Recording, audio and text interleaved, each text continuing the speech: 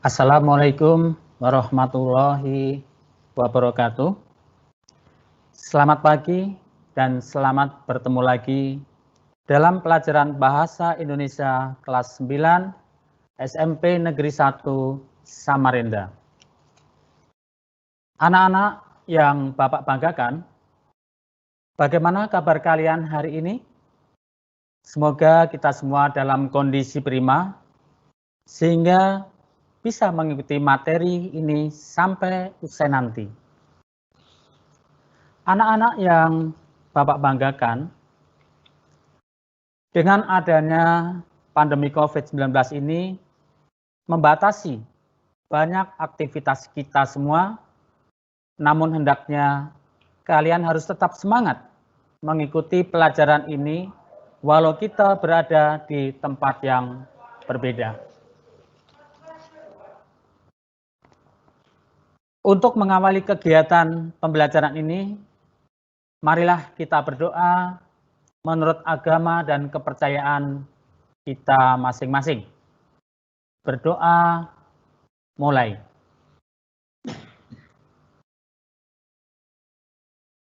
Berdoa selesai.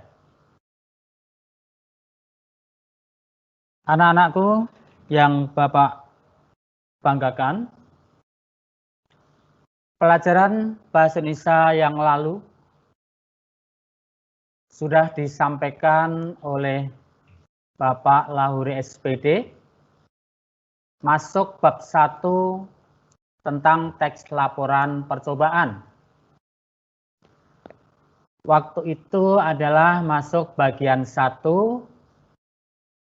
dengan KD atau kompetensi dasar 3.1, yaitu mengidentifikasi informasi teks laporan percobaan.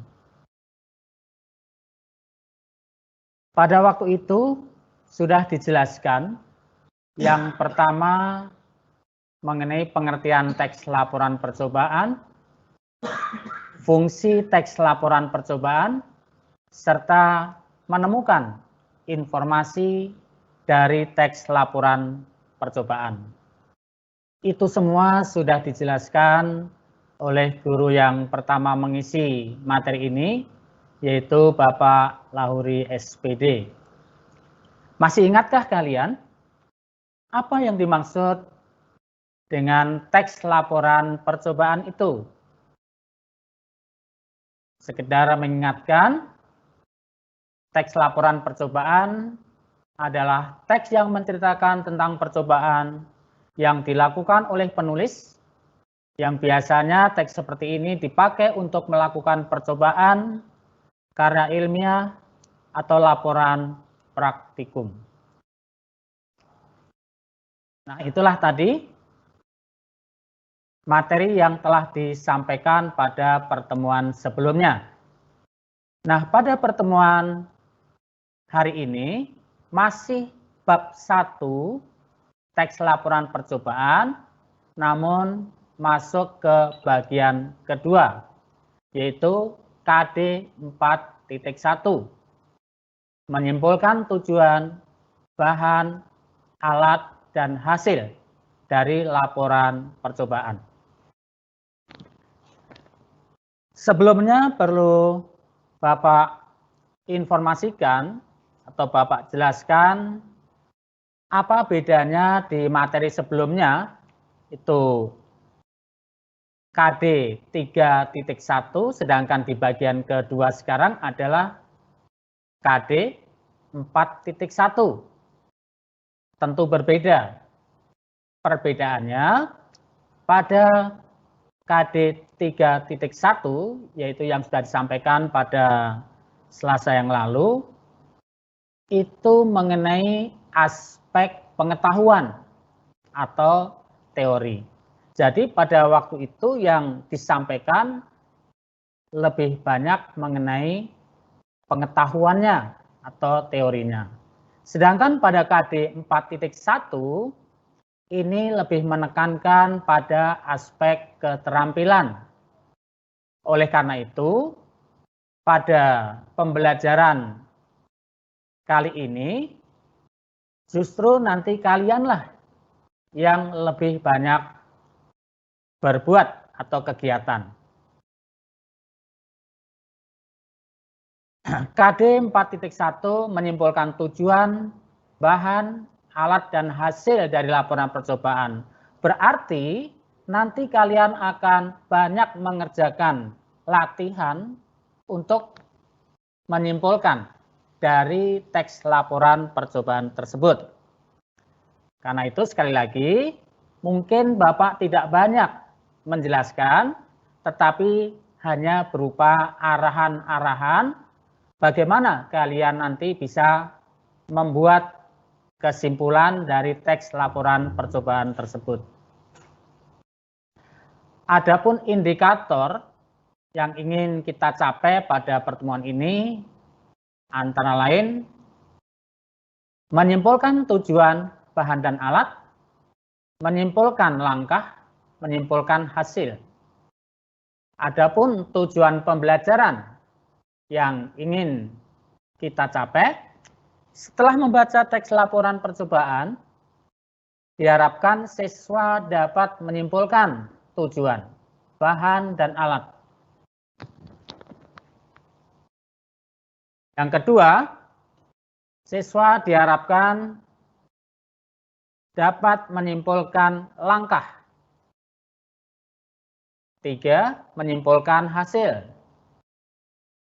Adapun materi pokok yang akan kita pelajari pada pertemuan ini, yang pertama adalah menyimpulkan informasi laporan percobaan, dan yang kedua adalah menyimpulkan isi laporan percobaan. Jadi ada 2 materi pokok yang akan kita pelajari dan yang akan kalian lakukan kegiatannya nanti. Baik, yang pertama, menyimpulkan informasi laporan percobaan. Tentu saja kalian sudah siap dengan buku teksnya. Ini adalah buku teksnya. Ya.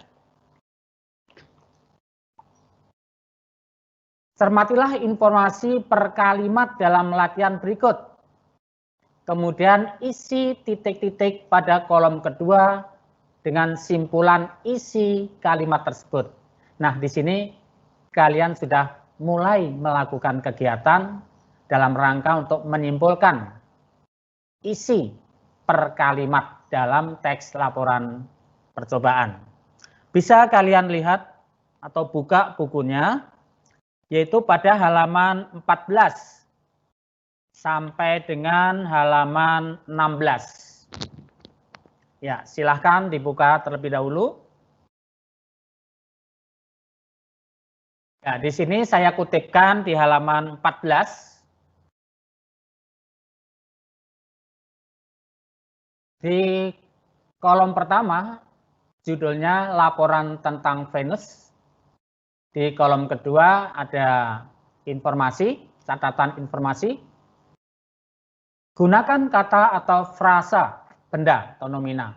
Seperti contoh, nanti ada contohnya. Maksudnya yang titik-titik itu harus kalian isi dengan kesimpulan dari kalimat yang berada di kolom pertama itu.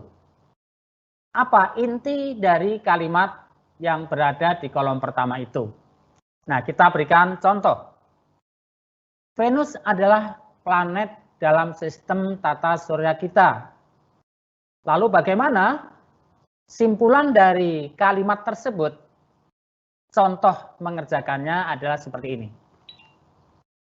Nah, ternyata dari kalimat Venus adalah planet dalam sistem tata surya kita, itu dapat disimpulkan bahwa isi kalimat itu tentang pengertian planet Venus.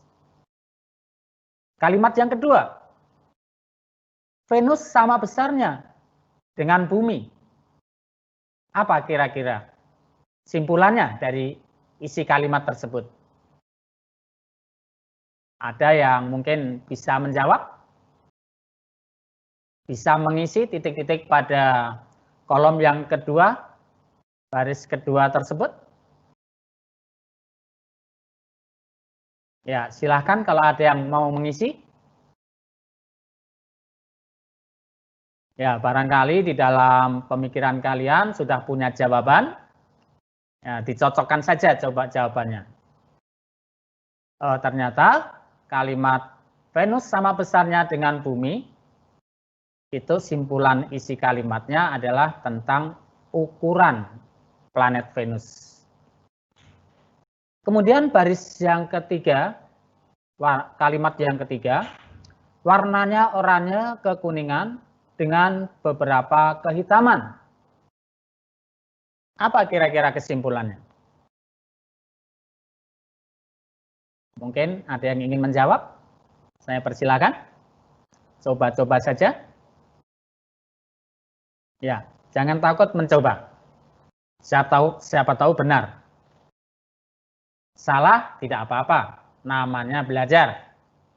Kalau yang namanya belajar, terjadi kesalahan, itu adalah wajar. Tidak ada yang belajar itu langsung bisa. Baik, ada yang berani mengisi? Di baris yang ketiga, warnanya oranye kekuningan dengan beberapa kehitaman. Simpulan isi kalimatnya adalah warna planet Venus. Baik, contoh yang terakhir. Venus merupakan planet kedua dari matahari antara Merkurius dan bumi. Isi kalimatnya ini membicarakan tentang apa? Nah, itulah kesimpulan.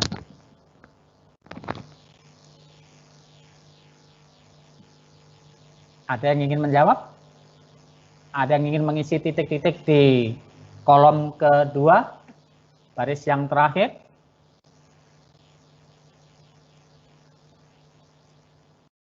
Baik. Pada baris yang terakhir, Venus planet kedua.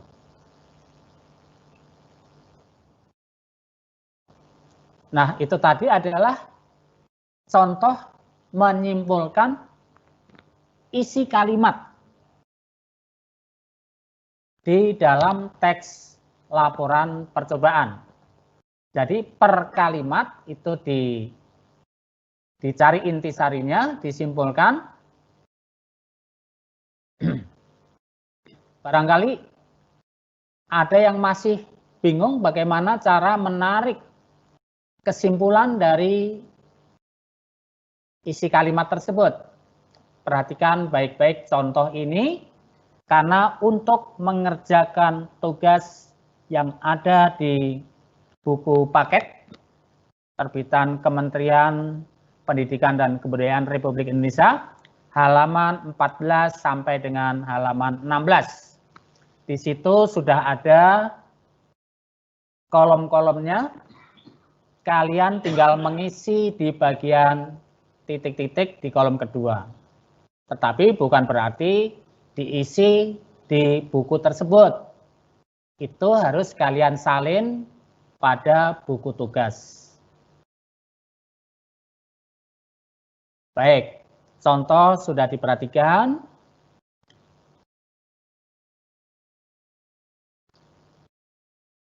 Di dalam buku teks itu juga ada contoh, tetapi hanya 2 contoh saja.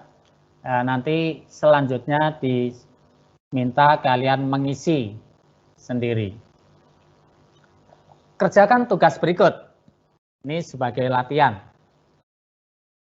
Isilah titik-titik pada kolom kedua dengan simpulan isi kalimat dari kolom pertama tabel berikut.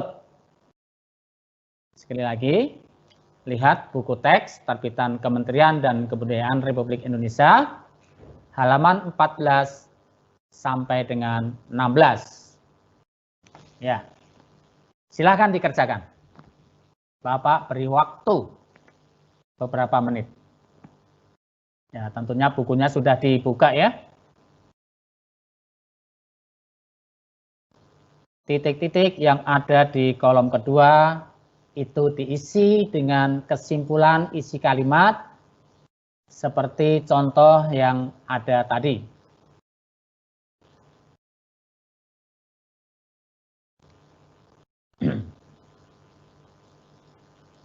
Baik, silakan ditulis di buku latihan.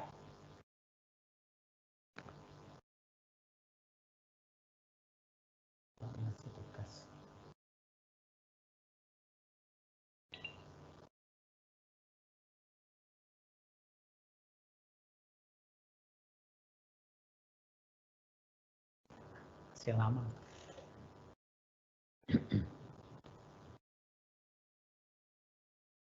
Baik, tugasnya sudah jelas ya.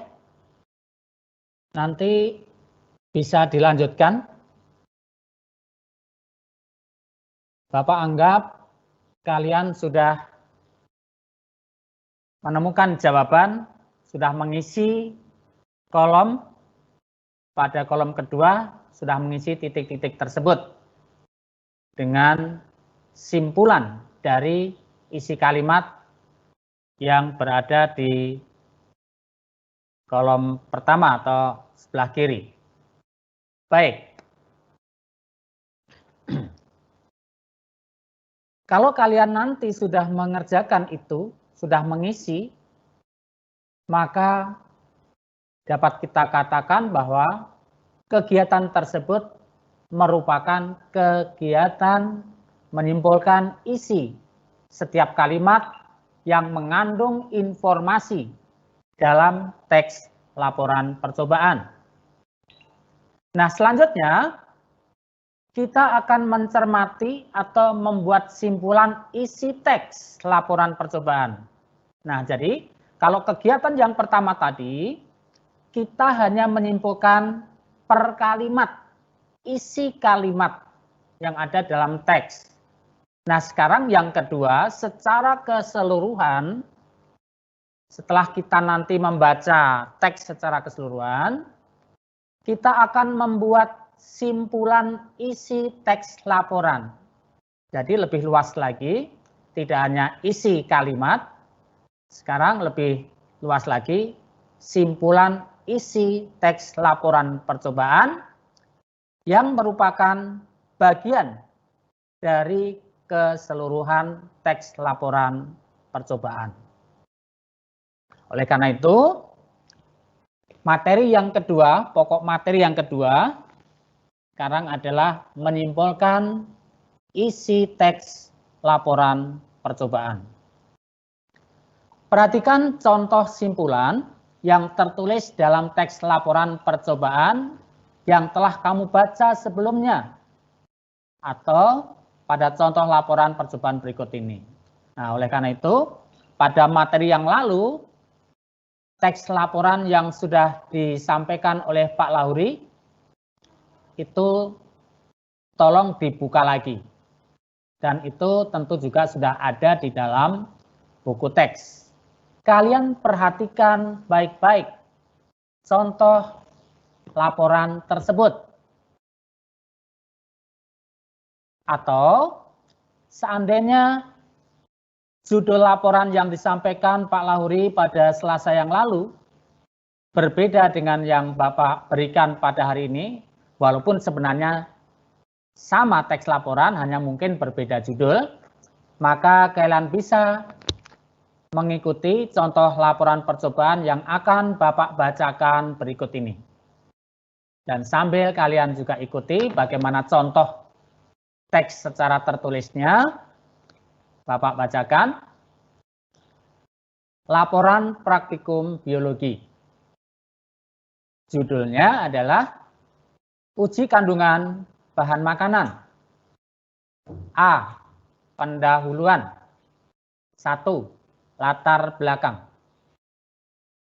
Untuk tetap bertahan hidup, makhluk hidup memerlukan makanan sebagai sumber energi. Makanan merupakan kebutuhan kita sehari-hari dan kebutuhan mutlak yang wajib dipenuhi bagi setiap makhluk hidup. Makanan yang kita konsumsi setiap hari merupakan zat gizi utama bagi tubuh.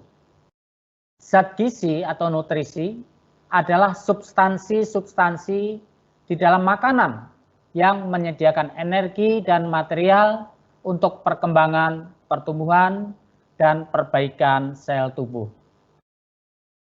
Makanan yang masuk ke tubuh kita akan diproses melalui sistem pencernaan yang dipecah menjadi molekul sederhana melalui dua cara, yaitu secara mekanis dan secara kimiawi. Secara mekanis melibatkan pergerakan otot, misalnya melalui mulut atau gigi, dan gerak peristaltik. Secara kimiawi dilakukan oleh enzim pencernaan dan diproses di dalam mulut dan lambung.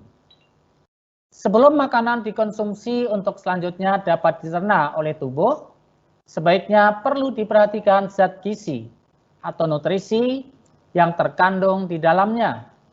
Akan tetapi, kebanyakan orang memang tidak terlalu memperhatikan hal tersebut. Sehingga saat manusia makan, mereka melupakan nutrisi yang dibutuhkan tubuhnya. Dalam kehidupan sehari-hari, beberapa orang hanya mengonsumsi karbohidrat tanpa protein, glukosa, dan makanan lainnya yang menjadi sumber zat gizi atau nutrisi. Hal tersebut bisa terjadi karena kebanyakan dari mereka tidak mengetahui pasti bahan makanan apa saja yang mengandung zat gizi atau nutrisi yang diperlukan oleh tubuh mereka. Berkaitan dengan hal tersebut, perlu diadakan praktikum untuk mengetahui kandungan karbohidrat, protein, lemak, dan glukosa dalam berbagai bahan makanan. Nah, itu tadi adalah latar belakang. Yang kedua, rumusan masalah.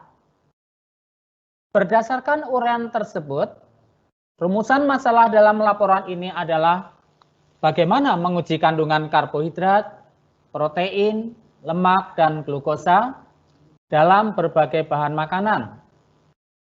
Tujuan, laporan ini bertujuan mengetahui kandungan karbohidrat, protein, lemak, dan glukosa dalam beberapa bahan makanan. B. Landasan teori. 1. Karbohidrat. Karbohidrat merupakan senyawa organik yang menjadi sumber energi utama bagi manusia dan hewan.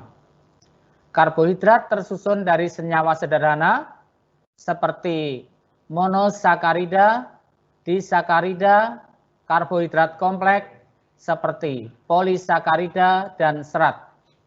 Karbohidrat mempunyai beberapa fungsi, yaitu sebagai sumber energi utama bagi tubuh, mengatur metabolisme lemak, menjaga keseimbangan asam dan basa, membentuk struktur sel, jaringan dan organ tubuh, membantu penyerapan kalsium, memberi rasa manis pada makanan, dan membantu mengeluarkan feses. Karbohidrat banyak terkandung dalam makanan yang terbuat dari padi-padian, umbi, dan kacang-kacangan.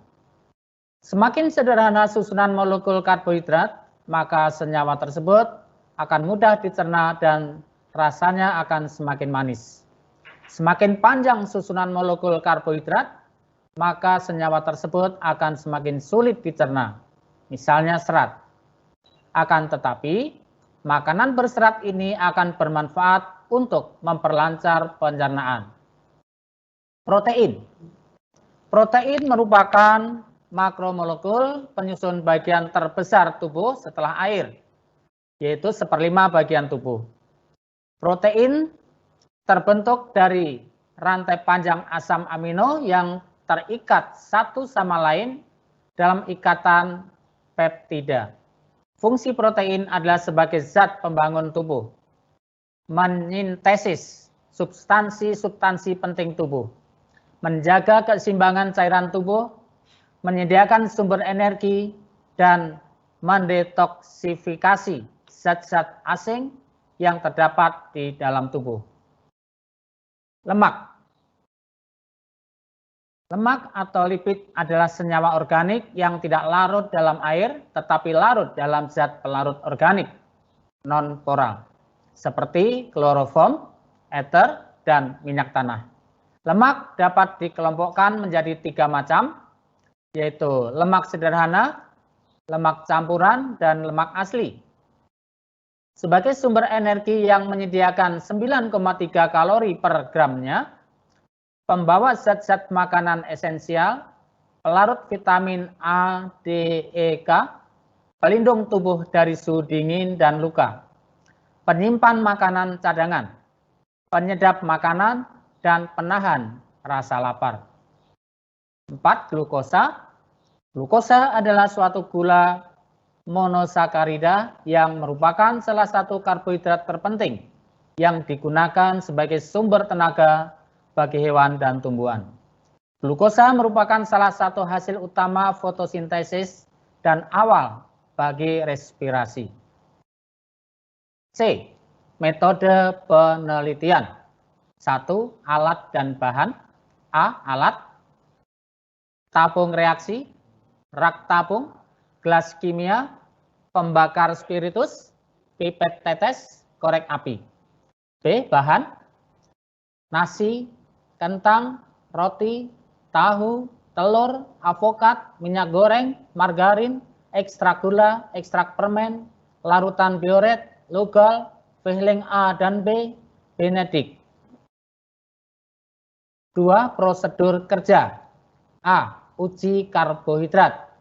1. Haluskan nasi, kentang, dan roti dalam wadah yang berbeda, lalu beri sedikit air hingga menghasilkan ekstrak. 2. Masukkan tiap ekstrak ke tabung reaksi. 3. Tambahkan setetes demi setetes larutan lugol sambil dikocok hingga terjadi perubahan warna. B. Uji protein.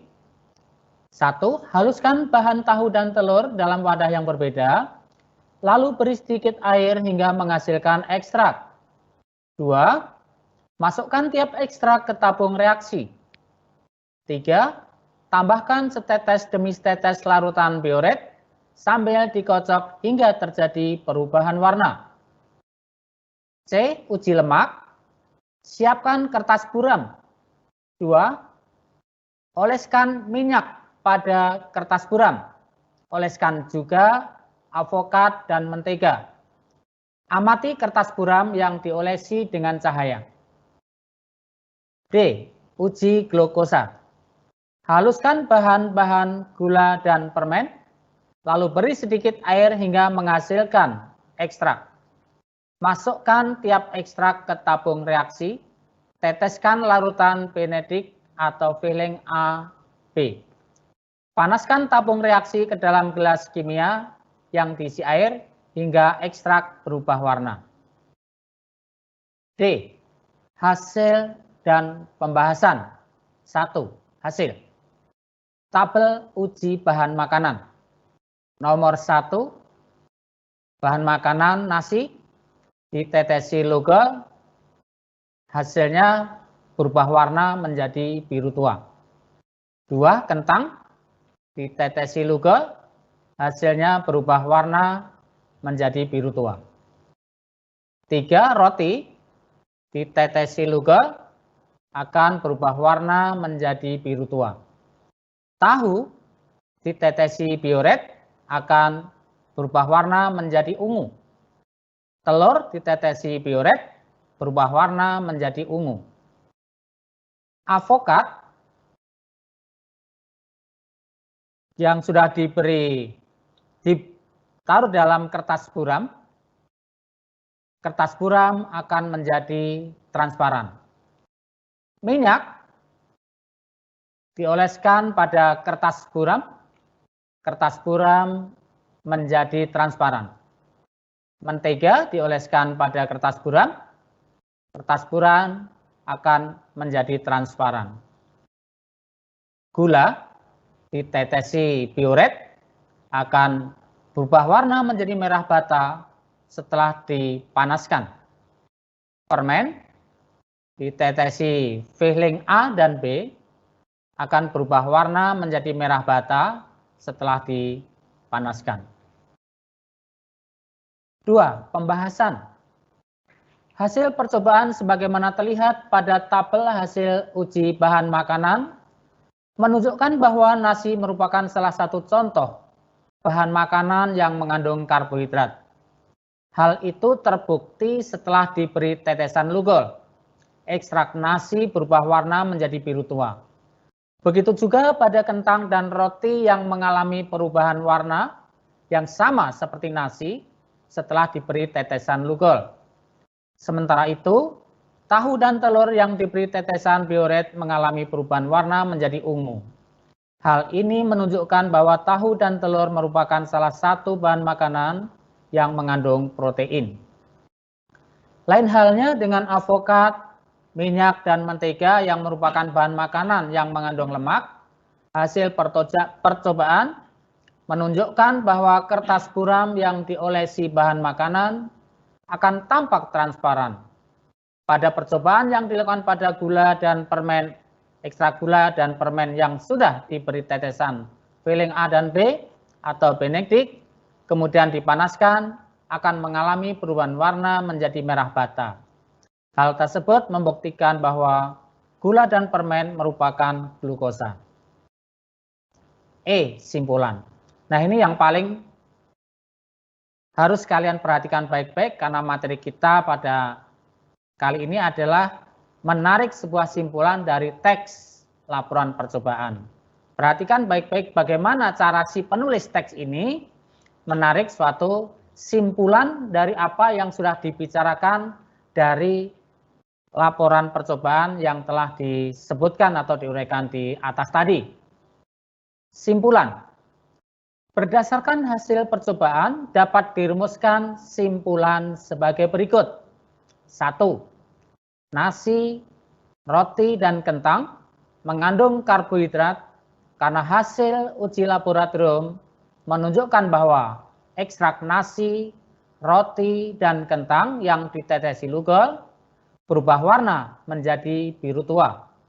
2. Mentega, avokat, dan minyak mengandung lemak karena saat dioleskan ke kertas buram, kertas tersebut berubah menjadi transparan.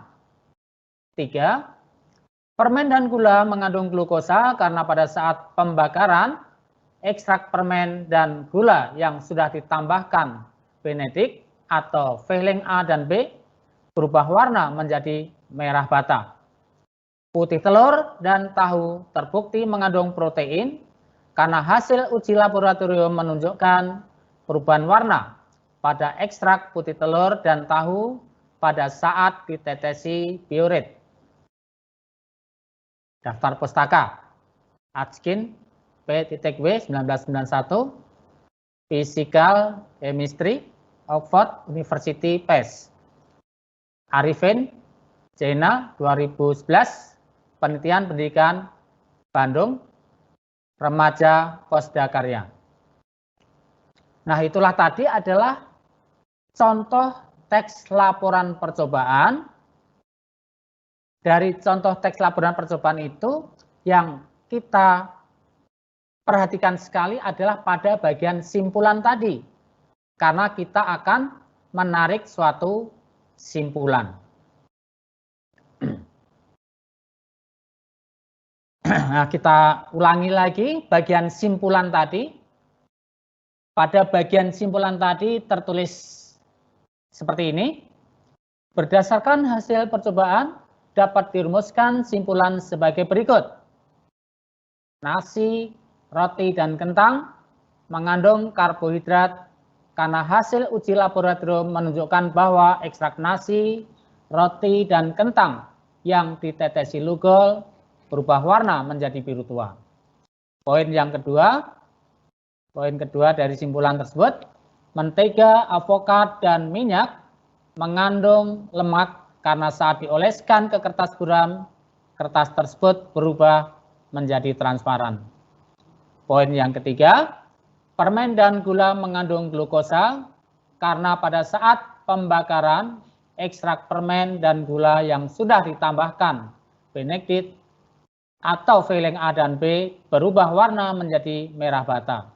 Poin keempat, putih telur dan tahu terbukti mengandung protein karena hasil uji laboratorium menunjukkan perubahan warna pada ekstrak putih telur dan tahu pada saat ditetesi bioret. Nah, itulah contoh simpulan. Jadi apa yang dimaksud dengan simpulan itu? Simpulan merupakan pokok-pokok informasi yang saling dikaitkan, yaitu dari hasil percobaan dengan ilmu pengetahuan yang digunakan sebagai landasan teori. Dan simpulan ini merupakan salah satu bagian penting di dalam teks laporan percobaan. Nah, inilah nanti yang harus kalian lakukan, yaitu membuat simpulan. Dalam latihan ini nanti kalian diminta untuk mencari contoh teks laporan yang kemudian menganalisis bagaimana kesimpulan yang ada dalam teks itu apakah sudah sesuai dengan isi laporannya. Kalau ternyata tidak sesuai, maka kalian akan diminta untuk memperbaiki bagaimana kesimpulan yang sebenarnya. Nah, simpulan itu kalau yang dicontohkan tadi adalah ditulis dalam poin-poin, berbentuk poin-poin. Namun, sebuah simpulan dari suatu laporan tidak harus berupa poin-poin bernomor seperti tadi, tetapi dapat pula simpulan itu diuraikan menjadi sebuah paragraf. Ya, contoh seperti ini. Ini contoh simpulan yang berupa paragraf yang sebenarnya berasal dari poin-poin tadi. Ya, perhatikan contoh simpulan yang berupa paragraf. Berdasarkan hasil percobaan dapat dirumuskan simpulan sebagai berikut. Nasi, roti, dan kentang mengandung karbohidrat karena hasil uji laboratorium menunjukkan bahwa ekstrak nasi, roti, dan kentang yang ditetesi Lugol berubah warna menjadi biru tua, sedangkan mentega, avokat, dan minyak mengandung lemak karena saat dioleskan ke kertas buram, kertas tersebut berubah menjadi transparan. Permen dan gula mengandung glukosa karena pada saat pembakaran, ekstrak permen dan gula yang sudah ditambahkan Benedict atau filling A dan B berubah warna menjadi merah bata. Adapun putih telur dan tahu terbukti mengandung protein karena hasil uji laboratorium menunjukkan perubahan warna pada ekstrak putih telur dan tahu pada saat ditetesi bioret. Nah, demikianlah contoh simpulan dari isi teks laporan percobaan secara utuh. Jadi, simpulan isi teks laporan percobaan secara utuh dapat kita buat yang berbentuk poin-poin atau dapat pula dibuat dalam bentuk paragraf. Demikianlah materi tentang kesimpulan isi teks laporan percobaan. Jika ada yang ingin bertanya, bisa langsung bertanya atau setelah pertemuan ini bisa saja bertanya melalui WA ditujukan kepada guru pengampu masing-masing.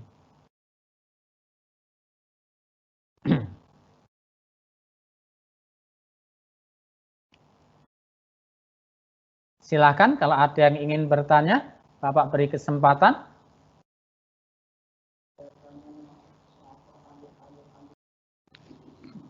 Masih lama, Pak.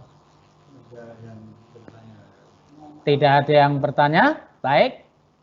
Barangkali pertanyaannya masih disusun atau masih berpikir, nanti dapat ditanyakan kepada Bapak gurunya yang mengampu karena masing-masing kelas itu nanti gurunya berbeda.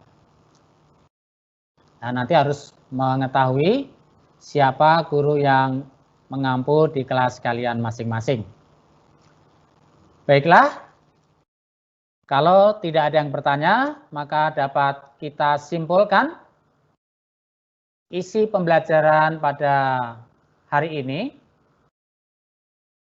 tentang kesimpulan, bahwa simpulan itu berisi pokok-pokok informasi yang saling dikaitkan, yaitu hasil percobaan dan ilmu pengetahuan yang sudah dituangkan dalam landasan teori. Simpulan dapat ditulis dalam bentuk poin-poin maupun dalam bentuk paragraf. Nah, sebelum Bapak akhiri, ada tugas. Yang pertama, carilah teks laporan percobaan di buku lain atau boleh mencari di internet, contoh laporan percobaan.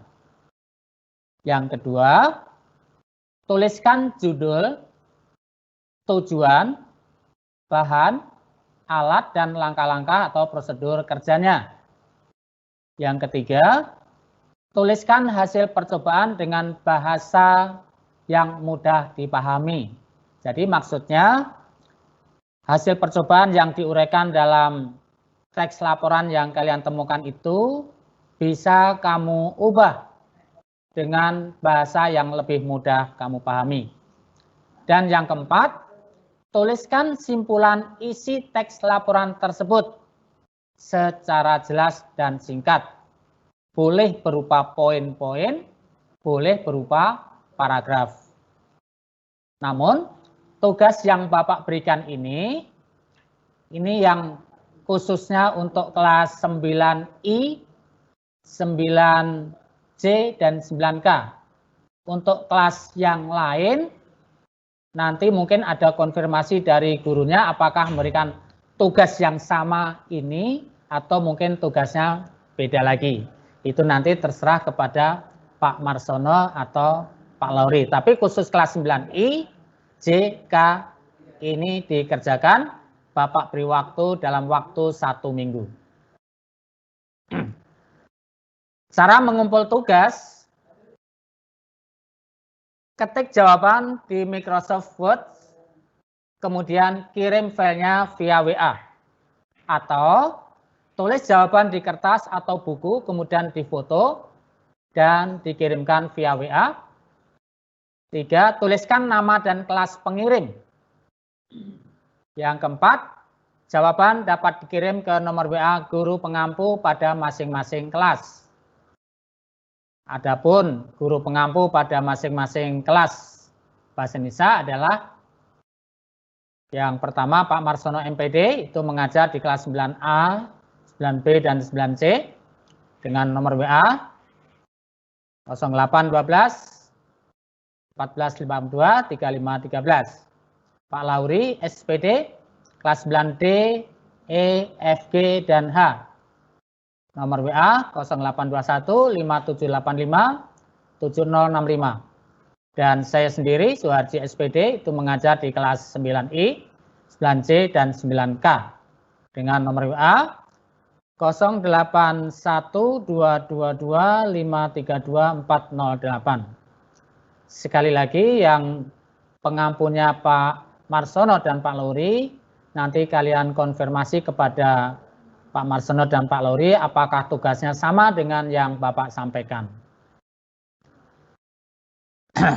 Demikian yang dapat Bapak sampaikan. Akhir kata Bapak menyampaikan selamat mengerjakan tugas dan terima kasih. Wassalamualaikum warahmatullahi wabarakatuh.